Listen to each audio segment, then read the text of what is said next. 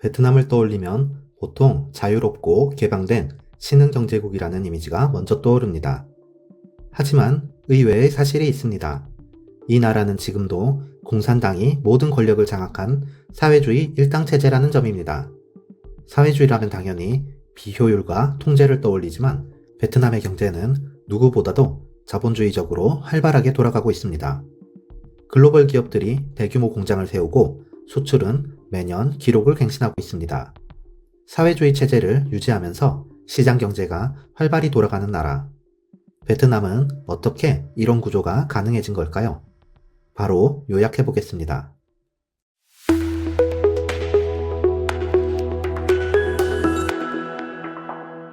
베트남의 거리를 걸어보면 활력이 넘칩니다. 호치민 시내에는 초고층 빌딩과 쇼핑몰이 늘어서 있고 도로는 오토바이 행렬로 가득합니다. 하노이 외곽에는 삼성과 인텔 같은 글로벌 기업의 공장이 돌아가며 젊은 세대는 스마트폰과 디지털 결제에 익숙합니다. 겉으로만 보면 전형적인 신흥시장 경제 국가입니다. 외국 자본들이 몰려들고 수출은 매년 기록을 갱신하며 생활 수준도 눈에 띄게 높아지고 있습니다. 그런데 이 모든 장면 뒤에 한 가지 사실이 숨어 있습니다. 보통 사회주의라고 하면 북한처럼 문을 닫아 걸거나 과거 동유럽처럼 비효율에 빠지는 모습을 떠올리기 쉽습니다. 그런데 베트남은 정반대로 누구보다 활발한 시장 경제를 굴리고 있습니다. 중국처럼 거대한 내수 시장이 있는 것도 아니고 북한처럼 닫혀 있는 것도 아닌데 어떻게 이런 길을 걸을 수 있었던 걸까요? 사회주의 체제를 고수하면서도 시장 경제를 성장시킨 비밀은 무엇일까요? 1975년 4월 30일 4.20이 함락됐습니다. 북베트남군 탱크가 대통령궁 정문을 부수고 들어갔고 30년 전쟁이 마침내 끝났습니다. 1976년 7월 2일 베트남 사회주의 공화국이 공식 출범했습니다. 남과 북이 하나가 됐지만 진짜 문제는 이제부터였습니다. 승리한 북베트남은 곧바로 소련식 중앙계획 경제를 전국에 밀어붙였습니다. 남부의 사유재산과 기업은 몰수돼 국유화됐습니다. 농업은 집단화로 전환됐고 자립경제를 내세우며 철저한 계획경제체제를 굴려나갔습니다. 하지만 현실은 냉혹했습니다. 20년 넘게 이어진 전쟁으로 국토는 황폐해졌습니다. 도로와 공장 같은 인프라는 무너져 있었습니다. 숙련된 인력은 전쟁으로 잃었고 생산 기반 자체가 크게 약해진 상태였습니다. 통일 이후 가장 큰 충격을 받은 건 남부였습니다.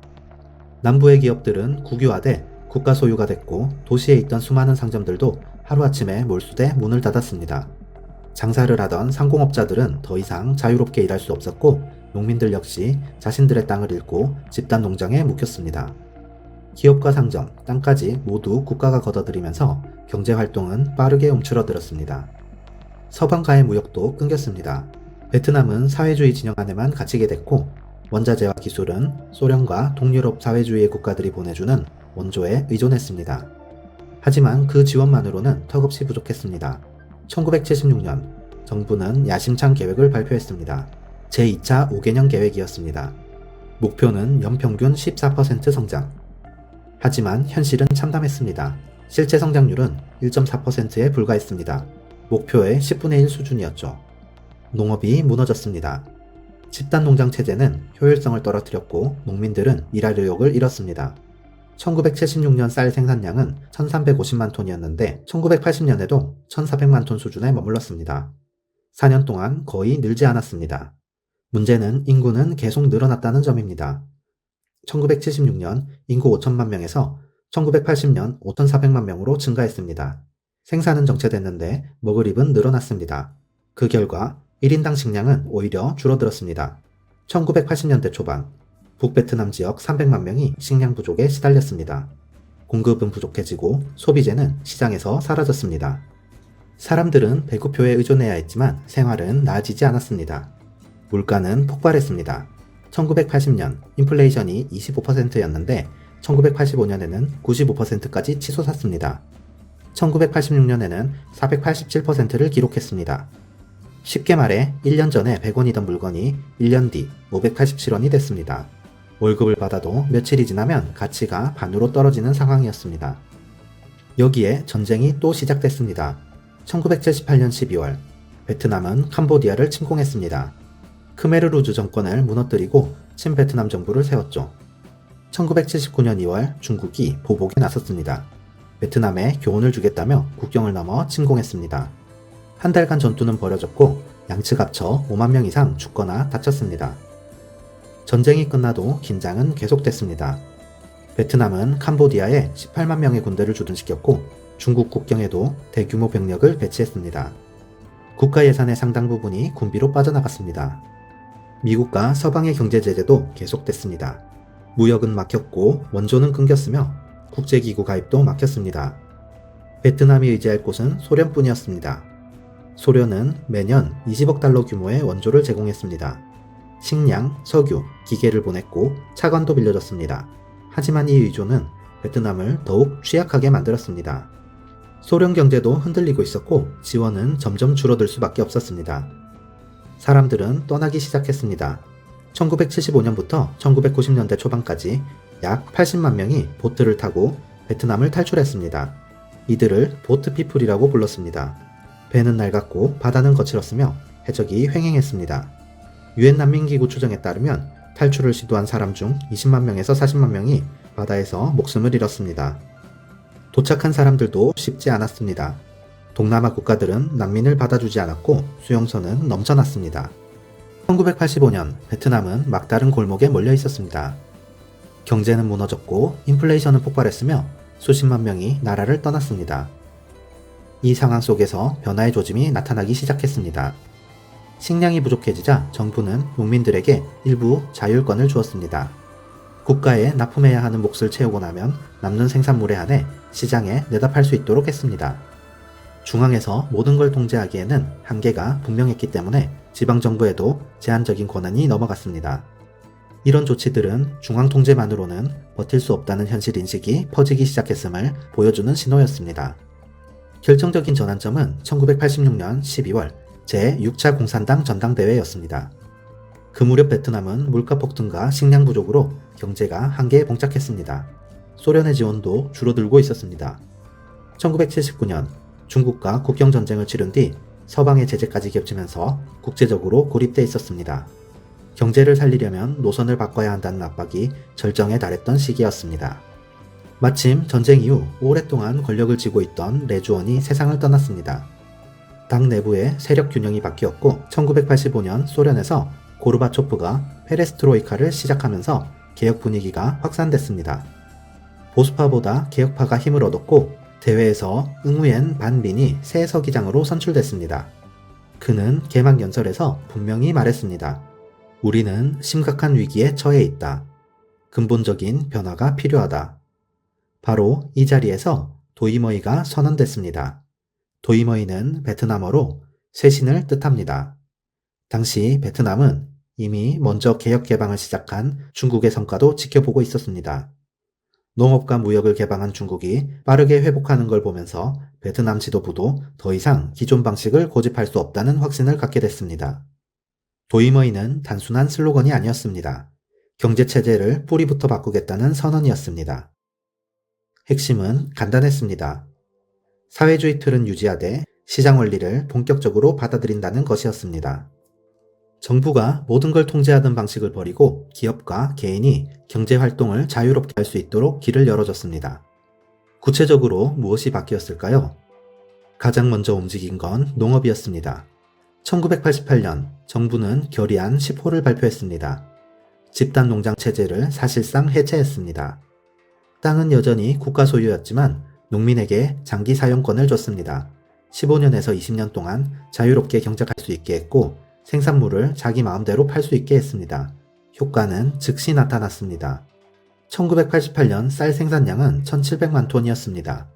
1989년에는 1900만 톤으로 늘었고 1992년에는 2200만 톤을 넘어섰습니다. 4년 만에 30% 증가했습니다. 베트남은 쌀 수입국에서 수출국으로 바뀌었습니다. 1989년 베트남은 150만 톤의 쌀을 해외로 수출했습니다. 세계 3위 쌀 수출국이 됐습니다. 동시에 정부는 가격 통제를 풀기 시작했습니다. 과거에는 정부가 모든 물건 가격을 정했습니다. 쌀, 옷, 연료 할 것 없이 정부가 지정한 가격으로만 팔 수 있었습니다. 하지만 이 방식은 작동하지 않았습니다. 공시 가격이 너무 낮으니 생산자는 팔지 않았고 암시장만 커졌습니다. 도이머이 이후 정부는 가격 통제를 단계적으로 폐지했습니다.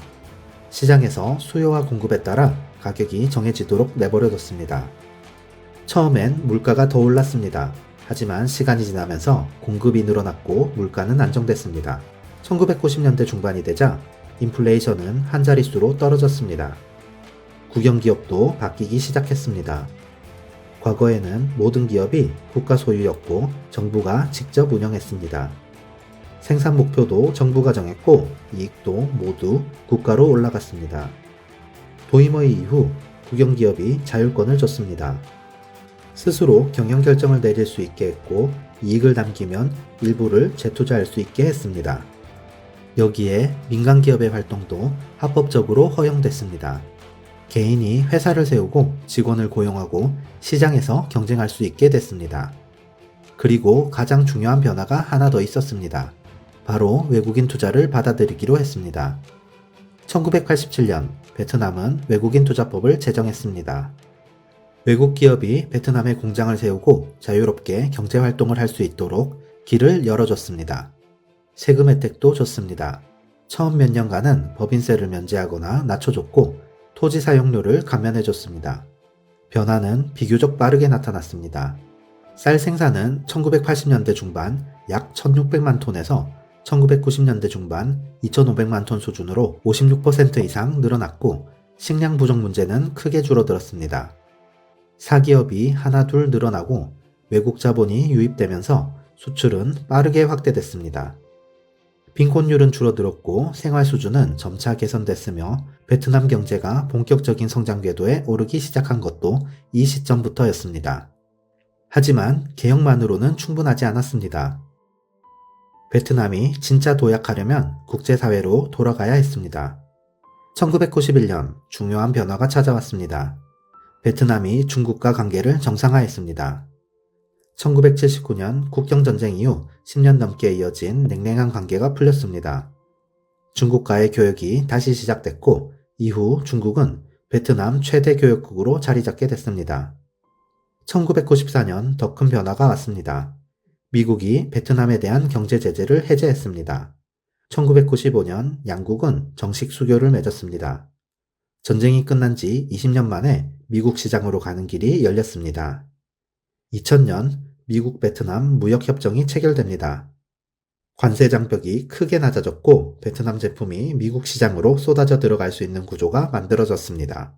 그리고 2007년 베트남은 WTO에 정식 가입합니다. 이 시점부터 외국인 투자가 폭발적으로 늘어나기 시작했습니다. 관세 장벽이 낮아지고 무역 규칙이 투명해지면서 글로벌 기업들이 본격적으로 베트남 공장 설립을 검토하기 시작했습니다. 그렇다면 왜 글로벌 기업들이 베트남을 택했을까요? 가장 큰 이유는 인건비였습니다. 2000년대 중반부터 중국의 인건비가 빠르게 오르기 시작했습니다. 특히 연안 도시에는 임금이 2배, 3배씩 뛰었습니다. 기업들은 대안을 찾기 시작했습니다. 그때 눈에 들어온 곳이 바로 베트남이었습니다. 베트남 노동자의 평균 임금은 중국의 절반 수준이었습니다. 숙련도는 떨어졌지만 기업들은 교육을 통해 품질을 끌어올릴 수 있다고 판단했습니다. 여기에 정치 안정성도 한몫했습니다. 공산당 일당 체제라는 점이 오히려 장점으로 작용했습니다. 갑작스러운 정권 교체나 대규모 시위로 공장이 멈출 위험이 적었습니다. 정책도 일관되게 유지됐고 정부는 외국 기업 유치를 최우선 과제로 삼았습니다. 지리적으로도 유리했습니다. 베트남은 동남아 한가운데 위치해 있습니다. 북쪽으로는 중국, 서쪽으로는 태국, 남쪽으로는 싱가포르와 가깝습니다. 해안선이 길어 항구를 개발하기 좋았고 제품을 배에 실어 전 세계로 보내기 편했습니다. 정부의 적극적인 지원도 빠질 수 없습니다. 베트남 정부는 외국 기업을 끌어들이기 위해 온갖 혜택을 제공했습니다. 천 몇 년간 법인세를 면제해줬고 토지 사용료도 깎아줬으며 수출입 관세도 낮춰줬습니다. 공장 부지를 확보하고 인허가를 받는 과정도 빠르게 처리해줬습니다. 인구 구조도 매력적이었습니다. 베트남의 인구 절반 이상이 35세 미만이었습니다. 젊고 배우려는 의지가 강하며 장기간 노동도 감내할 수 있는 인력이 풍부했습니다. 중국과 비교해도 베트남은 차별화됐습니다. 중국은 이미 거대한 제조업 강국이었지만 동시에 규제도 많았습니다. 외국 기업이 중국에 진출하려면 반드시 현지 기업과 합작해야 했고 기술 이전도 강하게 요구받았습니다. 정부의 개입도 점점 강해졌고 환경 규제도 까다로웠습니다. 반면 베트남은 훨씬 느슨했습니다. 외국 기업이 100% 지분을 가진 법인을 세울 수 있었고 기술 이전 요구도 적었으며 규제도 상대적으로 덜했습니다.